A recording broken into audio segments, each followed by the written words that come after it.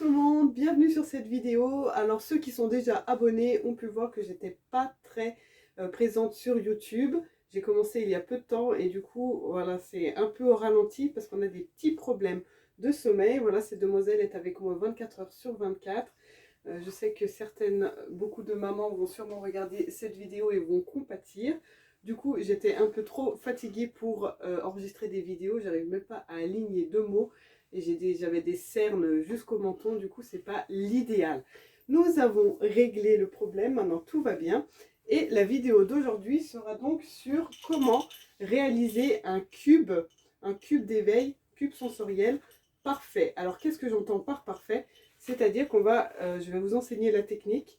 Il a du succès. Oui, tu veux pas me le prêter? Vous enseigner la technique pour faire des jolis angles droits et du coup des carrés bien réguliers. C'est vrai que de temps en temps, le carré se retrouve un peu de travers avec voilà, des formes pas forcément homogènes. Donc pour cela, vous allez avoir besoin de 6 carrés de 12 cm par 12 valeurs de couture comprises. Si vous le voulez, vous pouvez rajouter des petits rubans. Donc voilà, munissez-vous de petits rubans de satin ou autre, ce que vous avez.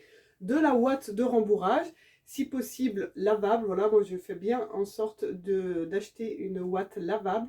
Prenez garde, il y en a qui ne le sont pas. Le but c'est quand même de pouvoir laver le cube. Je sais qu'il y en a qui utilisent de la mousse à matelas ou des carrés déjà préformés. Moi j'aime pas trop parce que du coup au niveau du lavage c'est pas top. Et au niveau de la préhension, voilà, la ouate, vous voyez, c'est ni trop dur ni trop mou. Et le bébé, la preuve en image, peut bien attraper le cube, alors que sinon je trouve que c'est un peu trop dur. Voilà. Et optionnel, mais c'est bien aussi, munissez-vous d'un petit hochet pour mettre à l'intérieur un petit bruitage. Vous pouvez sinon, si vous ne voulez pas l'acheter ou vous ne savez pas où l'acheter, vous munir d'un la petite boîte des Kinder Surprise et puis vous mettez dedans des petits cailloux ou voilà autre chose, une bille, quelque chose comme ça. Quelque chose voilà, qui passe aussi à la machine à laver, évitez de mettre du riz ou des choses alimentaires quand même. Et voilà, donc je vous retrouve... Ah oui, au niveau des matières, moi j'aime bien utiliser 6 matières différentes. Donc j'utilise toujours un coton imprimé, du Minky. Le Minky c'est cette matière ici toute douce avec un peu des petites boules en relief. J'utilise un coton uni, là on a de la double gaze. J'utilise toujours aussi de l'éponge, donc là en bambou, parce que c'est plus doux, mais ça peut être aussi de l'éponge coton. Et du coton enduit, parce que le coton enduit, du coup, voilà, ça gratouille. Naomi, là, elle aime bien avec ses ongles gratouillés, et c'est donc un peu plastifié, elle aime bien mettre aussi dans la bouche, c'est une sensation différente. Voilà. Donc après, vous faites ça avec ce que vous avez à la maison aussi. Si vous voulez mettre que du coton, aucun problème. Mais je trouve que c'est intéressant de donner différentes matières à toucher à l'enfant. Je vous retrouve donc tout de suite dans la vidéo pour vous expliquer comment réaliser donc ce carré parfait, sachant qu'il n'y a pas vraiment de grosses difficultés. Il faut juste être bien concentré. Pour ceux qui ne sont pas encore abonnés à la chaîne, n'hésitez pas à vous abonner et un petit like bleu sous la vidéo à la fin, ça me fera beaucoup de plaisir. N'hésitez pas aussi à commenter pour dire si vous aussi avez réalisé le carré, si vous avez des difficultés. N'hésitez pas à poser des questions, je vous répondrai avec grand plaisir. A tout de suite. La toute première étape pour assembler le cube va être d'assembler dans un premier temps 4 côtés du cube. On va donc prendre là les matières un peu plus délicates à travailler, c'est-à-dire que je vais garder mes 2 carrés qui sont vraiment en coton pour la fin. Vous allez voir ensuite pourquoi. Je vais donc venir assembler mon éponge, le coton enduit, ici la double gaze qui est une matière qui est en coton mais qui a tendance à glisser un peu, à bouger un peu, et le Minky. Alors tout d'abord, nous allons venir assembler nos rubans sur les carrés avant de les assembler, comme ça ils seront déjà fixés.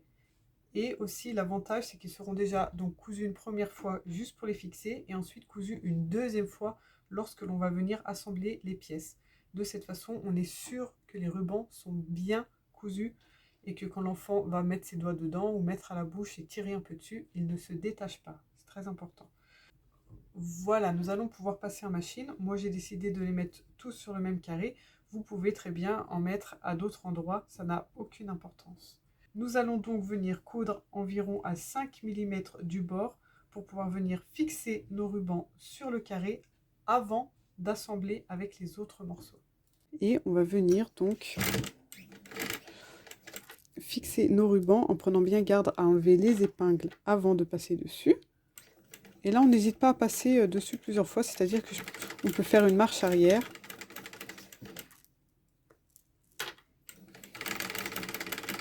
Voilà, pareil, je fais une marche arrière. Et là, j'ai donc fixé mes rubans. Ils sont déjà cousus 2 fois. Ils vont être cousus une 3e fois lorsque l'on va assembler l'autre carré. Et là, on est sûr que l'enfant ne pourra pas enlever le ruban, qu'il n'y aura pas d'accident plus tard. Alors là, avec nos épingles ou nos petites pinces à tissu, c'est tout aussi bien. Par exemple, pour le coton enduit, on va venir placer nos pièces endroit sur endroit. Et donc, on va venir avoir une couture ici à 1 cm. Cette pièce va être assemblée avec celle-ci, toujours endroit sur endroit. Donc là, l'endroit, c'est l'endroit le plus doux. Et on va avoir le Minky qui va venir s'assembler ici. Alors lorsque vous disposez vos carrés, faites attention par exemple de ne pas mettre 2 jaunes côte à côte, histoire d'avoir une meilleure harmonie dans votre carré. On va venir donc assembler 1, 2, 3 coutures. Et une fois que cela sera fait, nous allons aussi venir assembler le Minky ici sur l'éponge pour pouvoir fermer notre carré. Voilà ce que l'on va obtenir après un carré complètement fermé. On fait la même chose donc pour tous nos côtés. Vous voyez ici, il y a déjà notre couture que l'on avait fait pour les rubans. Et donc notre aiguille va passer un peu plus sur la gauche par rapport à cette couture. Donc cette couture n'apparaîtra absolument pas sur le carré une fois retourné.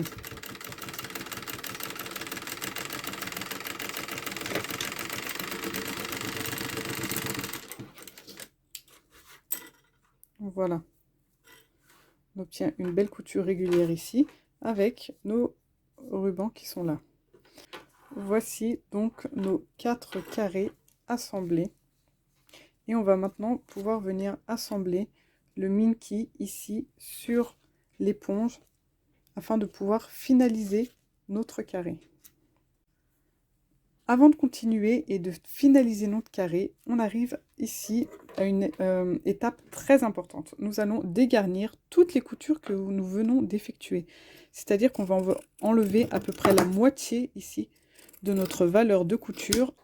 Attention de ne pas couper trop près pour ne pas prendre le risque de couper la couture ou alors d'être vraiment trop près de la couture et que le tissu commence à s'effilocher un peu ici et que du coup ça se découse au bout d'un moment.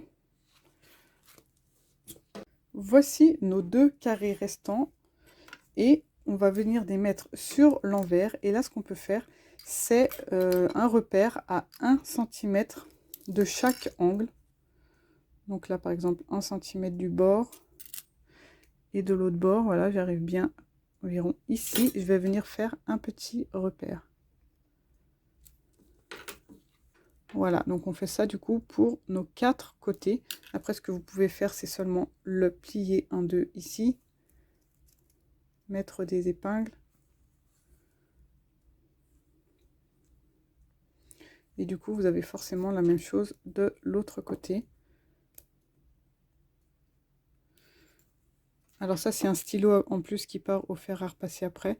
De toute façon, on n'est pas censé repasser notre petit cube, mais le stylo ne se verra pas de l'autre côté. Faites en sorte de prendre quand même une couleur adaptée, voilà, qui soit visible, mais qui ne traverse pas le tissu.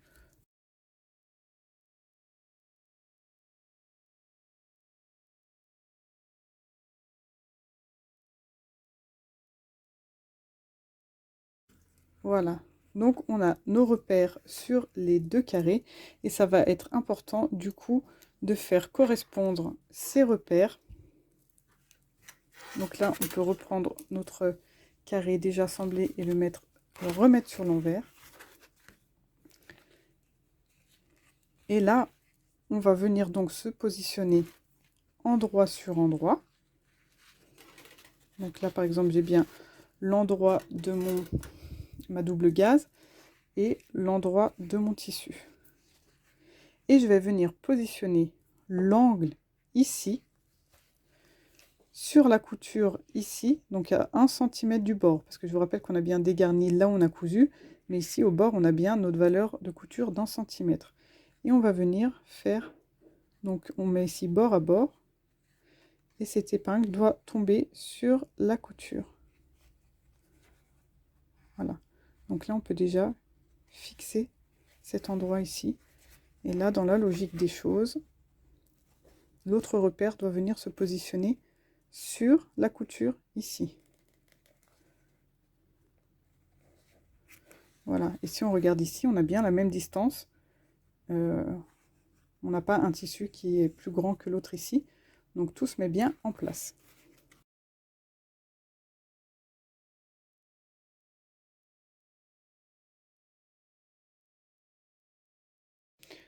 Voilà, alors déjà on a une meilleure lumière, j'espère que vous allez mieux voir. Lorsque l'on a épinglé nos 4 côtés ici, on va venir de l'autre côté, là où on a nos quatre carrés assemblés. Et on se rend compte ici que ça va être un peu difficile de tourner, de faire les angles droits. Pourquoi? Parce qu'on est en train d'épingler du coup un carré avec ses angles droits sur finalement une bande, une ligne droite ici. Ce qu'on va venir faire du coup, là où on a l'épingle qui est plantée, on va venir cranter notre tissu, du coup, nos carrés qui ont déjà été assemblés entre eux. On va venir cranter comme ça, donc à peu près à 1 cm du bord ici, en biais, en direction de l'épingle, mais sans aller jusqu'au bout, puisqu'on va venir coudre ici, on est 1 cm ici, on va venir cranter, alors sans cranter le tissu de l'autre côté, sur quelques millimètres, comme ça, et du coup, voilà, le tissu va pouvoir s'ouvrir et venir tourner au moment où on en aura besoin. Ici, on va mieux voir.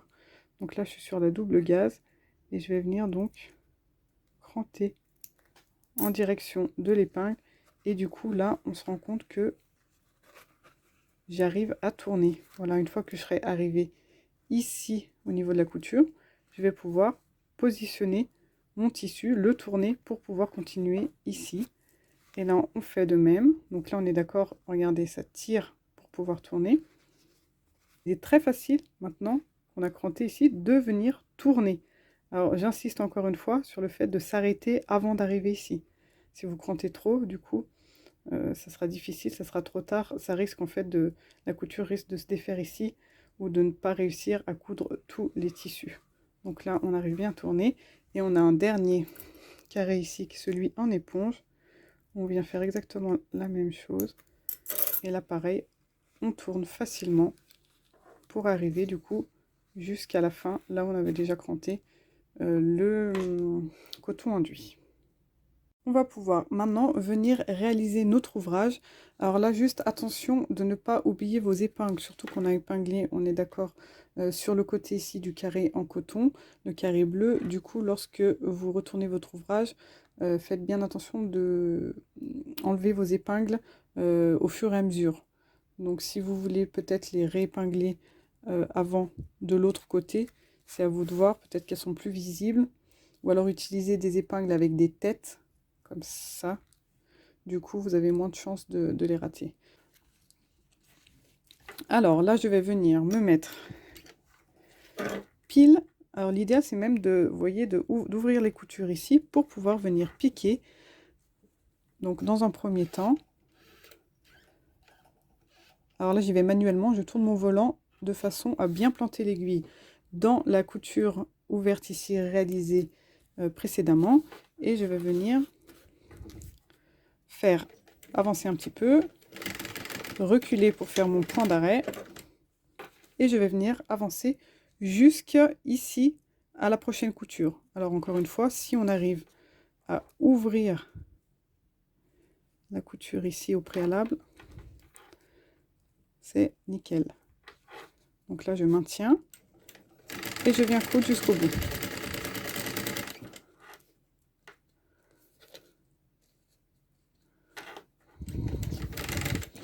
j'enlève l'épingle avant d'arriver et là je pique, voilà. Je vois bien que mon aiguille est pile entre les deux tissus.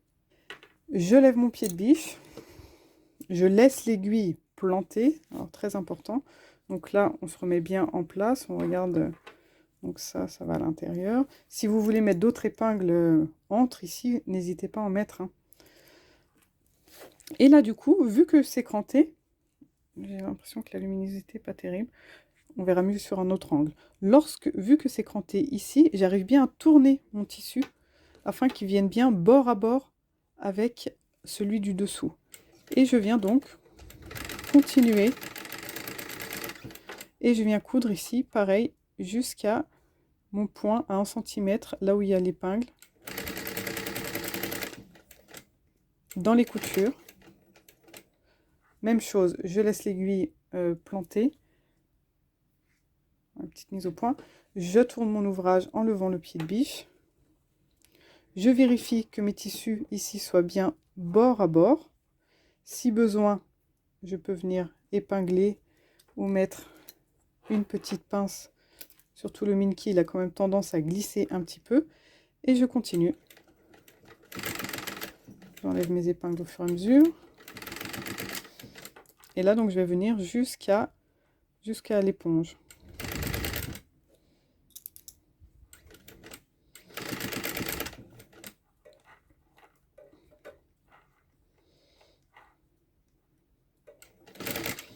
J'enlève mon épingle, je maintiens. Je tourne mon ouvrage. Là, on voit bien que le cran nous aide vraiment, hein. Si j'étais comme ça, vous voyez, si j'étais comme c'était avant de cranter, là, c'est impossible de tourner. Alors que là, le tissu se met naturellement en place. Regardez, on a bien les tissus bord à bord. Je lève le pied de biche. Alors, on fait attention aussi, une chose importante, qu'il n'y ait pas des épaisseurs ici, lorsque l'on tourne, par exemple, que mon carré ici se retrouve plié, et que du coup, quand je viens de coudre ici, je me retrouve avec la moitié du carré cousu à l'intérieur. On prend bien garde à voilà, ouvrir son ouvrage, pour qu'il n'y ait pas de mauvaise surprise ensuite.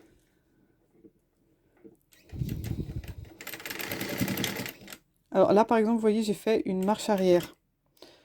Pourquoi? Parce que l'éponge est quand même relativement fragile, surtout lorsque l'on crante. Donc le fait de faire un petit point arrière quand même, là, sécurise mon ongle droit.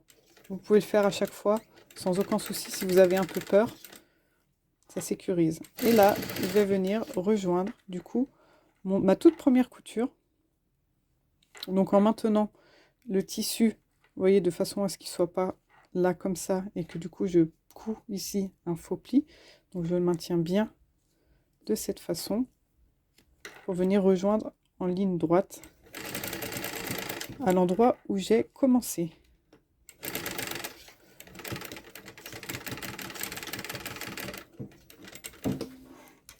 Donc là, je retire mon ouvrage, je coupe tous mes fils, ceux du début, ceux de la fin.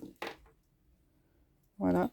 Et de ce côté, regardez, on voit que on a du coup un joli carré. Donc là c'est la partie de quoi avec le Minky, voilà, peut-être un peu plus délicate. On voit que j'ai fait une petite courbe ici, mais je suis bien sur mes repères. Et là, normalement, quand on va retourner son ouvrage, tout devrait être bien joli. Alors, on peut déjà retourner l'ouvrage dans un premier temps avant de faire la prochaine étape pour voir si c'est visuellement joli lorsqu'on le retourne le carré. Et si on voit du coup qu'il y a vraiment des coutures tordues, voilà, on peut les reprendre avant de continuer parce que la prochaine étape est du coup de dégarnir, couper le tissu en surplus. Donc une fois qu'on a dégarni, c'est dur après de revenir en arrière. C'est même impossible. Donc voilà, là je vois que mon carré, je vais m'éloigner un peu, est bien joli, bien carré, voilà. Toutes mes coutures sont jolies, les rubans ici sont bien pris en sandwich entre les couches. Donc je retourne sur l'envers.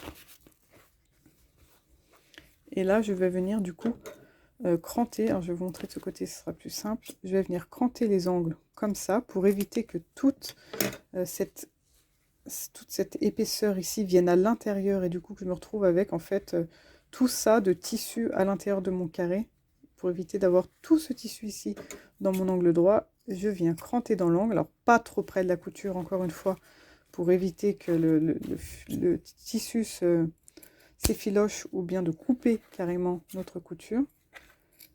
Et ensuite, comme on a fait tout à l'heure, je n'ai pas besoin de toute cette valeur de couture à l'intérieur du cube, donc je peux en enlever environ la moitié.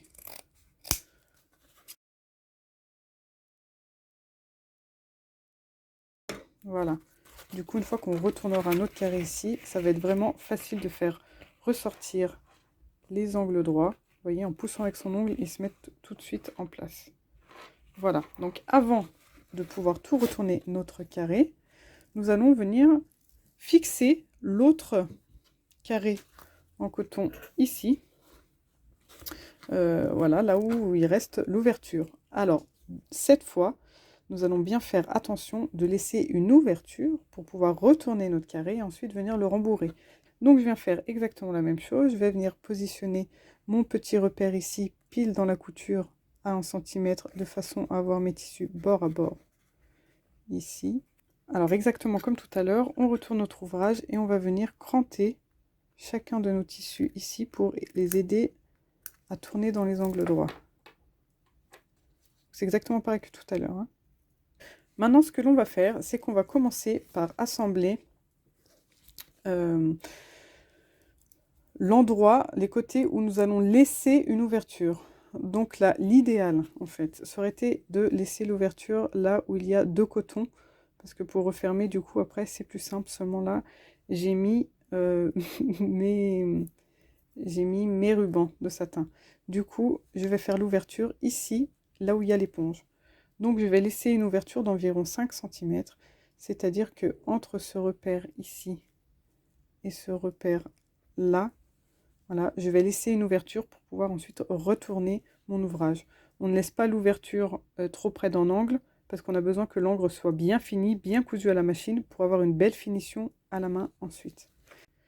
Voici donc notre dernier carré assemblé. Alors ne vous inquiétez pas si vous ne tombez pas exactement sur vos repères ici, c'est normal.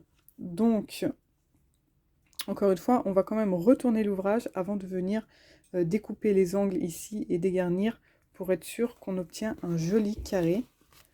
Donc, grâce à notre ouverture, on va pouvoir tout retourner le carré sur l'endroit. On obtient, voilà, des jolis angles. On voit qu'on n'a pas de tissu, par exemple, qui s'effiloche. On n'a pas de faux pli qui a été pris au niveau de la couture. Voilà, on obtient ici aussi un joli carré. Donc, on va pouvoir venir le remettre sur l'envers, couper les angles, dégarnir le tissu en surplus. Et on va revenir sur l'endroit de cette façon pour pouvoir rembourrer le carré et mettre le petit grelot à l'intérieur. Et voilà, tout sera déjà terminé. On recherche donc notre ouverture et on va pouvoir venir disposer la ouate à l'intérieur. On peut également venir disposer notre petit grelot à l'intérieur ici. Donc on fait en sorte de le mettre bien à l'intérieur dans la mousse.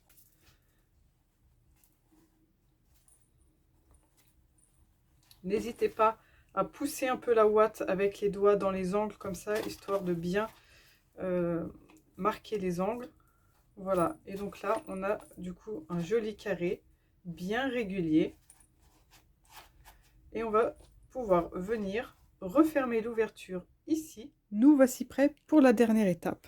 Alors, nous allons nous munir d'une aiguille avec un fil. Moi, je choisis toujours de mettre mon fil à double parce que je trouve que les nœuds sont plus faciles à faire, des jolis nœuds bien propres et aussi parce que forcément la couture sera plus solide. On va venir donc piquer ici, là où on a notre nœud en fait, où on avait arrêté notre couture, donc bien sur la couture entre les deux tissus. Et je vais venir tirer sur mon fil et là, à l'endroit où j'ai une boucle qui est formée, je vais venir passer mon aiguille à l'intérieur et du coup, le fait de tirer dessus, ça va me former un joli nœud, bien joli ici. Je mets les petits fils qui dépassent à l'intérieur. Voilà, et je maintiens. Donc là, on est sûr d'avoir un nœud qui tient. Et en fait, le travail va s'agir de venir piquer un peu dans dans la pliure de mon tissu du haut et de venir piquer pile en face. Donc ici dans l'éponge. Après, si vous avez deux tissus coton, c'est pas plus mal parce que là on a les petits poils finalement qui peuvent un peu nous brouiller la vue. Et donc je vais piquer à chaque fois en haut, en bas, en haut, en bas, en haut, en bas. Alors, une chose que moi j'aime bien faire aussi, c'est ne pas tirer tout de suite sur mon fil afin de refermer la couture comme ça. Parce que du coup on a moins de visibilité à savoir où est exactement où est-ce qu'on devrait piquer en face.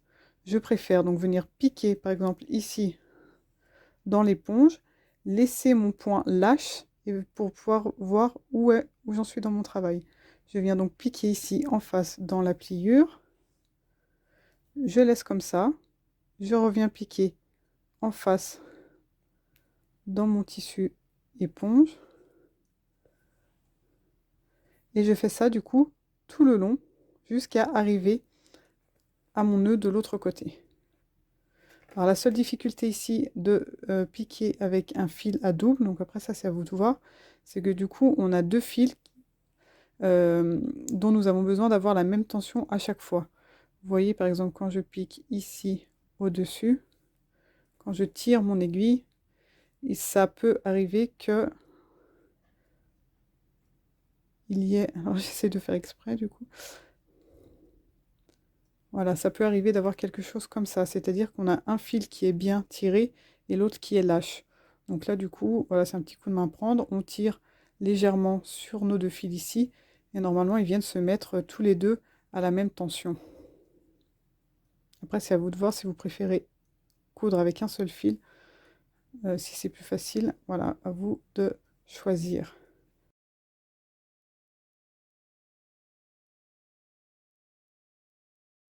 Alors une autre chose, attention de bien piquer dans la pliure comme ça et de ne pas voilà, piquer en fait sur la face du tissu où là du coup notre fil va être apparent.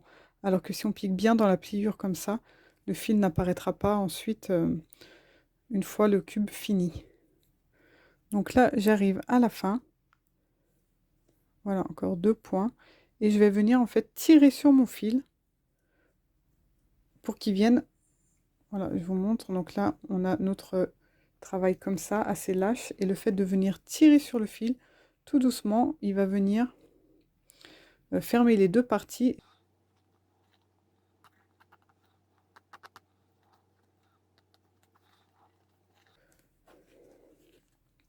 Voilà ce que l'on obtient une fois qu'on tire le fil. Vous voyez, les deux côtés ont bien été rassemblés. On a même du mal à voir qu'il y a une couture à la main qui a été faite ici. Pour réaliser notre nœud, nous allons venir piquer là où nous sommes arrivés, juste à côté, et nous allons former une boucle dans laquelle on va venir passer 2 fois son aiguille, et donc ça va faire automatiquement un double nœud. Ensuite, on va revenir repiquer son aiguille là où on est sorti, enfin là où le nœud a été fait, et on va ressortir un peu plus loin dans le tissu, n'importe lequel. Et là, on va venir piquer au ras. Et du coup, le fil du nœud, en fait, se retrouve perdu ici à l'intérieur du tissu et on ne voit rien du tout. Voici ma couture, du coup, qui est venue refermer mon cube. Voilà, bien serré et bien costaud parce qu'il est à double.